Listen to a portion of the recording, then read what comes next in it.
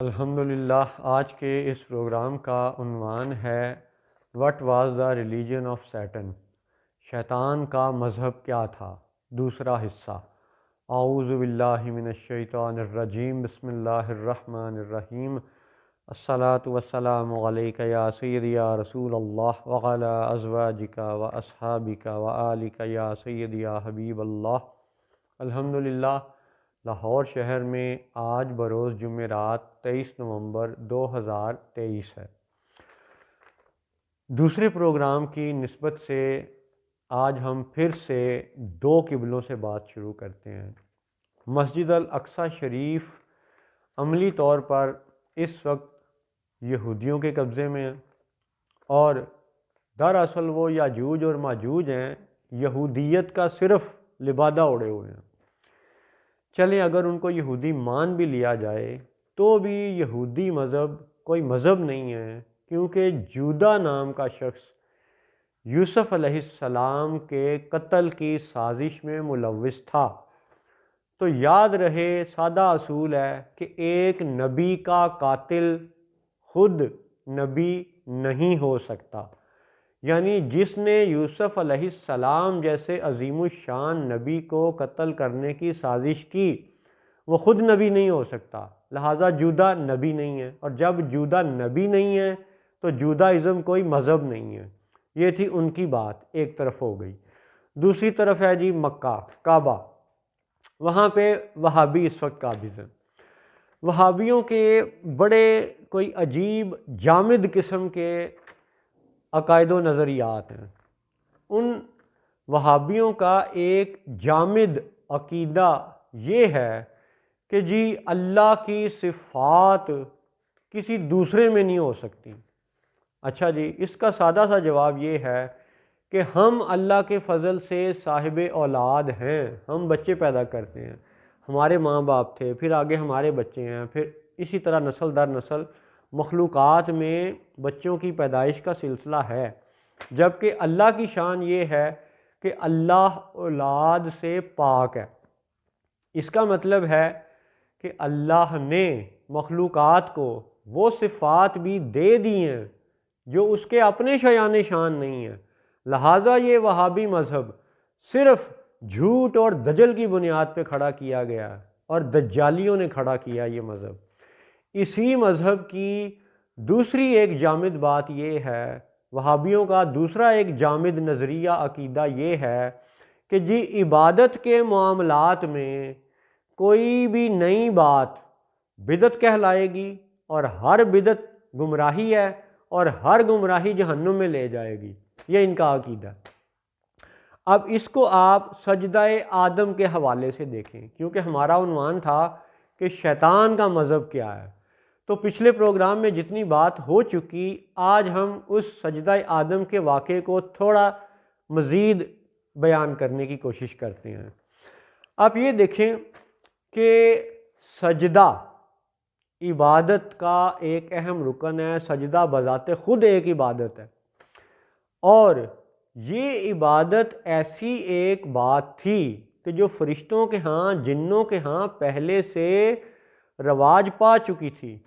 فرشتے اور جن یہ انسان کی تخلیق سے پہلے اللہ تعالیٰ کو سجدے کر رہے تھے۔ یہ سب وہابی بھی مانتے ہیں، دیوبندی بھی مانتے ہیں، شیعہ بھی مانتے ہیں، سنی بھی مانتے ہیں، اور دیگر مذاہب کے کچھ لوگ بھی مانتے ہیں۔ تو اب تصور سمجھیں ذرا کہ جب اللہ تعالیٰ نے آدم علیہ السلام کو سجدہ کروایا اور فرشتوں کو یہ حکم دیا، کہا وَإِذْ قَالَ لِلْمَلَائِكَةُ إِنِّي جَاعِلٌ فِي الْأَرْضِ خلیفہ، یہ سورہ بقرہ کی 30 نمبر آیت ہے۔ تو جب خلافت کا اعلان کیا گیا اور سجدے کا کہا گیا، تو پھر فرشتوں نے یہ عرض کی کہ یا اللہ، اس کو خلیفہ بنائے گا جو فساد برپا کرے گا اور خون ریزیاں کرے گا۔ یعنی یہ اشارہ فرشتوں کا براہ راست آدم علیہ السلام کی طرف نہیں تھا، بلکہ بہت بعد مستقبل میں آنے والے فسادیوں اور قاتلوں کے حوالے سے یہ بات فرشتوں نے عرض کی تھی۔ تو فرشتوں کو بھی یہ پتہ تھا کہ فساد پھیلے گا اور قتل و غارت ہوگی، اور پھر جب فرشتوں نے یہ کہا کہ یا اللہ ہم تو تیری تسبیح کرتے ہیں، پھر اللہ تعالیٰ نے فرمایا کہ نہیں، جو میں جانتا ہوں وہ تم نہیں جانتے۔ پھر آدم علیہ السلام سے کہا گیا کہ جی آپ کو جو چیزوں کے نام سکھلائے گئے ہیں آپ وہ بتا دیں، پھر انہوں نے وہ بتا دیے اور وہ سب سجدے میں گر پڑے۔ یہ یعنی ایک ایسا واقعہ ہے جو قرآن و حدیث میں بار بار بیان ہوا ہے۔ اب اس میں سمجھنے کی بات یہ ہے کہ جب اللہ تعالیٰ نے فرشتوں کو یہ حکم دیا، جس میں ابلیس بھی اس وقت شامل تھا، تو یہ حکم دیا کہ بھئی آدم کو سجدہ کرو، تو فرشتوں نے یا جنات نے یا ابلیس نے یہ سوال نہیں پوچھا کہ یا اللہ سجدہ کیا ہوتا ہے، کیسے کرتے ہیں، ہمیں تو پتہ ہی نہیں کہ سجدہ کیا ہے۔ فرشتوں نے یہ بات نہیں کی، ابلیس نے بھی یہ بات نہیں کی۔ اس کا مطلب ہے سجدے کو وہ پہلے سے جانتے تھے، اور پھر جب اللہ نے فرمایا کہ آدم کو سجدہ کرو تو انہوں نے سجدے کے حوالے سے سوال نہ پوچھا، بلکہ مستقبل کی بات کی کہ فساد اور خون ریزیوں کا ذکر کیا گیا۔ اب عبادت کے حوالے سے وہابیوں کا رد سنیں۔ وہابیوں کا رد یہ ہے کہ جب پہلے سے اللہ کو سجدے ہو رہے تھے اور یہ عبادت ہے، سجدہ عبادت ہے، تو اس پہلے سے جاری شدہ عبادت میں اللہ تعالیٰ نے آدم علیہ السلام کی تخلیق سے ایک نئی بات کو شامل کیا، ایک نئی بات کا حکم دیا۔ اس بات میں جسے عبادت کہا جاتا ہے، جسے سجدہ کہا جاتا ہے، فرمایا آدم کو سجدہ کرو۔ یعنی یہ سجدے اور عبادت کے معاملے میں اللہ کی طرف سے ایک نئی بات تھی۔ تو اگر ہر نئی بات بدعت کہلاتی ہے تو یہ سجدہ آدم یہ اللہ تعالیٰ کی بدعت حسنہ ہے، ٹھیک ہے؟ اور ہر بدعت گمراہی نہیں ہوتی، سجدہ آدم بھی گمراہی کا حکم نہیں تھا۔ اور مزید یہ سن لیں کہ سجدہ اس کی حقیقت، یعنی آپ پہلے تو یہ سمجھ لیں کہ اللہ نے ایک نئی بات کی۔ اب اللہ کا نام البدی ہے، یعنی بدعت والا، نئی بات کرنے والا، نیا کام کرنے والا۔ قرآن پاک میں یہ بھی ذکر ہے، یہ بھی آیات ہیں کہ اللہ کی ذات کے بارے میں فرمایا گیا بدیع السماوات والارض، یعنی آسمانوں اور زمین کو نیا بنانے والا۔ تو آسمانوں، زمین کو اور مخلوقات کو نیا بنانا یہ بھی اللہ کی بدعت ہے، اور بالیقین بدعت حسنہ ہے۔ اسی طرح سجدے اور عبادت کے معاملے میں فرشتے پہلے سے سجدہ کر رہے تھے، تو سجدہ آدم اللہ کی طرف سے بدعت حسنہ ہے۔